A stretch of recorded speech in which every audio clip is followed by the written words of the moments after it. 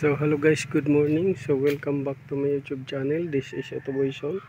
So mayroon tayong i-check ngayon, Suzuki Vitara, Suzuki Grand Vitara. So ang issue nito guys ay pag nagliliko si customer, mayroong tumutunog. So na-check na natin yung tumutunog guys. Pag nagliko, tunog guma. So isa yun na napansin ko na tunog guma ay dito sa ilalim. So dito yung tunog guma. So ilawan lang natin to.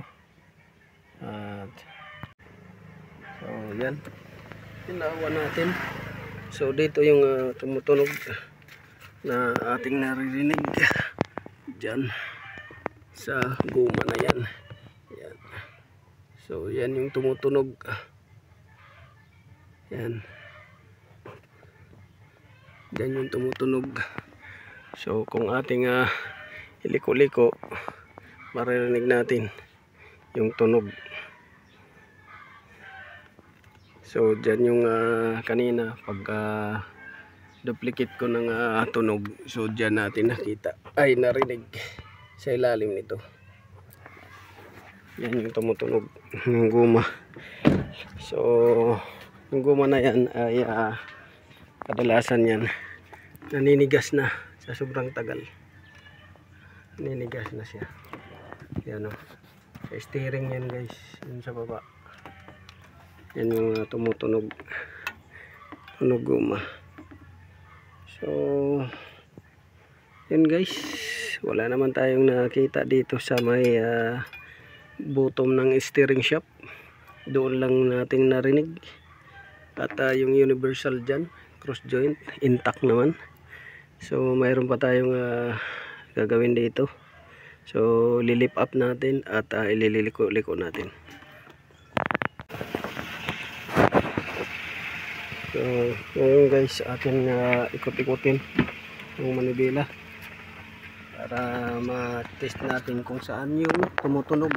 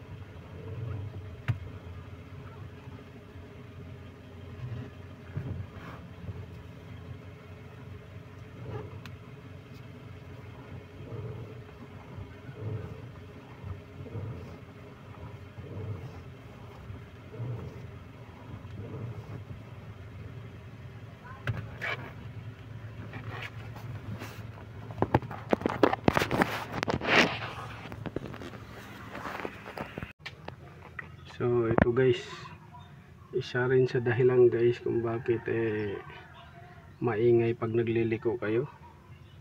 So isang dahilan yan itong CB velocity.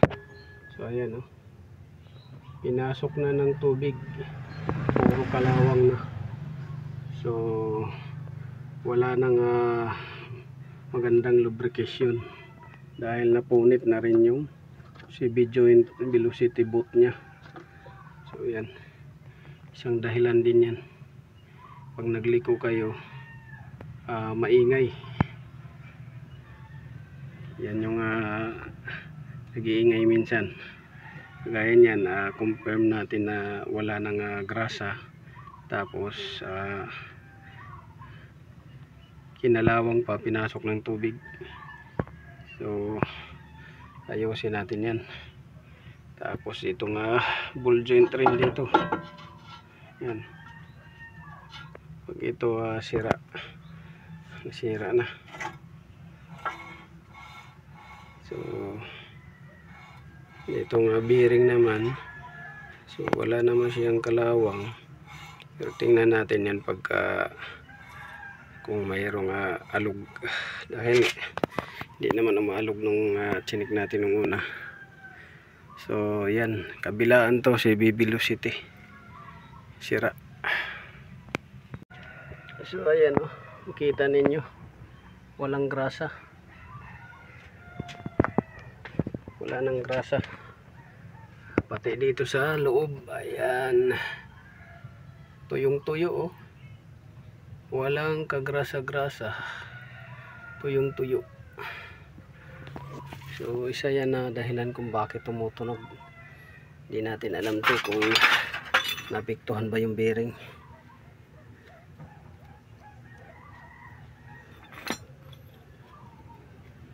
Pinasok ng tubig, malaki na yung clearance. Ayan, ang laki ng clearance, napudpud,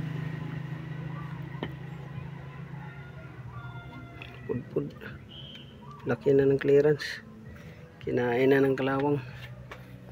So tatry natin yan igrasa, pero i-address na natin sa customer na kailangan na palitan yan. Natuyuan at pinasok ng tubig, sira yung bearing. So guys, tapos na tayo dito, nagbaklas. Ito, baklas na natin. Naiwan yung housing nya, yung housing dyan lang yan. Tapos ito na yung itsura. So kailangan mayroon kayong jack stand dito sa lower arm, ito, para hindi ma-stress yung bushing doon. Mapupunit kasi yan pagka nakalaylay lang dyan. So kailangan na mayroon yan jack stand para hindi ma-stress yung bushing, pati dito. Tapos sabit ninyo yung isang bolt dito sa knuckle arm bolt nya. So dito tayo sa kabila. So dito, ayan, kaya ng sinasabi ko, lagyan nyo ng jack stand dito para hindi ma-stress doon yung bushing, at saka doon sa bushing na kabila. Tapos ito maya maya isabit din natin dito. So ayan, kikita ninyo walang grasa, tuyo. So isang dahilan niya na bakit tumutunog pag nagliliko. Ayan, so compare mo, putik na yung ano nya, kulay ng ano nya, grasa. So titingnan natin kung gaano kalaki ang clearance niyan. Tapos ito pa, stuck up na yung brake. Ayan na, brake caliper nya stuck up. Pati ito stuck up, slider bolt, piston nya, ito piston caliper stuck up, slider bolt stuck up. Tapos ito bakal na talaga, wala nang natira. So kailangan palitan to. So yan yung gagawin natin guys. So yan yung gagawin natin. So lalagyan natin yung ng panibagong grasa at panibagong boot. Ito yung bago nya, ito bagong boot. So lalagyan natin yan, kakabit natin dito yung inner side. Ito yung grasa, may grasa na tayo. Ayan. So linisan natin yan ng gasolina para malinis at ma-confirm natin kung okay pa yung bearing. Pero kung hindi na talaga madala, kahit i-lubricate, malamang palitan na lang natin. Hopefully pupwede pa siya, dahil katagalan niya kasi lumuwag yan pag wala ng grasa. Metal to metal wear contact sila. So ito guys, natanggal na natin yung bearing nya doon sa housing nya. So itong bearing na to tinatawag na tri bearing. tri-bearing, roller bearing. Ito. So tri-bearing, roller bearing ang tawag dito.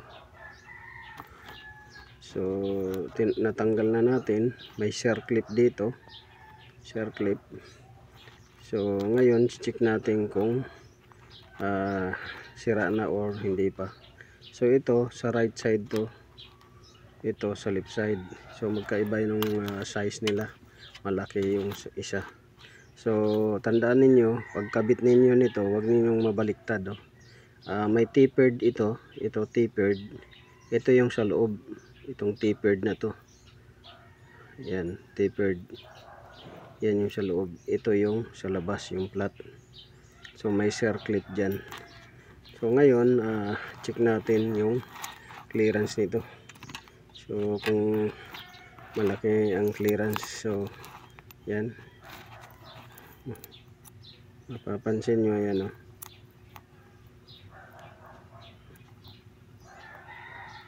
malaki na yung clearance nito, pero try pa rin natin itong ikabit. Ito yung natuyuan ng grasa sa right side at pinasok ng tubig. So ayan puro kalawang at yung bearing niya ay lumuwag na. Yan. So tri-bearing ang tawag dito, right side.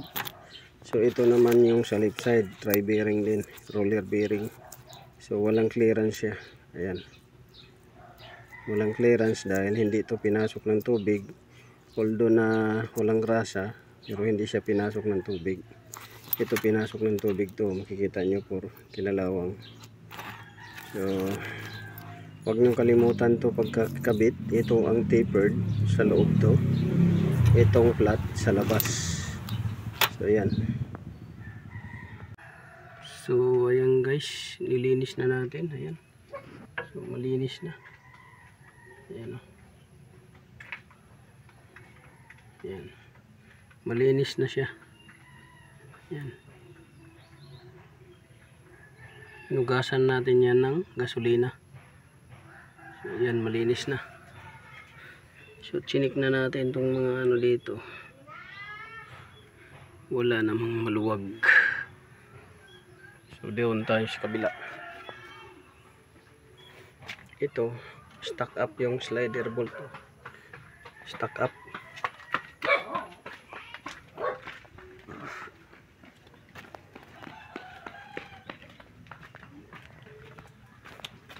So dito malinis na rin. Ayan. So inugasan na rin natin yan ng gasolina.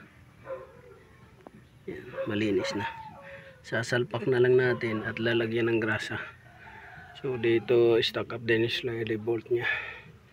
So yan yung ano natin gagawin. So ito stuck up din, stuck up. So ngayon guys, road test tayo. Kung may marinig pa ba tayo. So, road test tayo.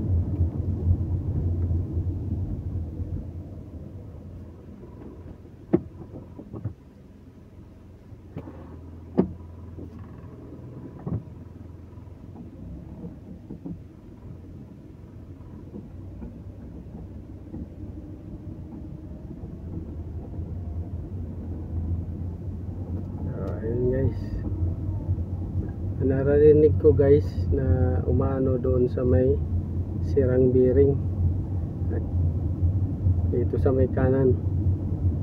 So yun yung naririnig natin, yung pinasok ng tubig na bearing. Pero pagka nakatakbo na siya, wala na. Ayan o. Hinto muna tayo, hinto. Neutral natin. Tapos balik tayo drive. Unang andar,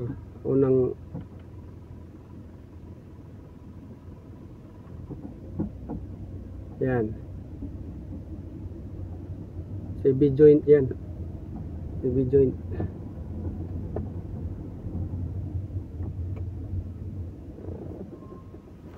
So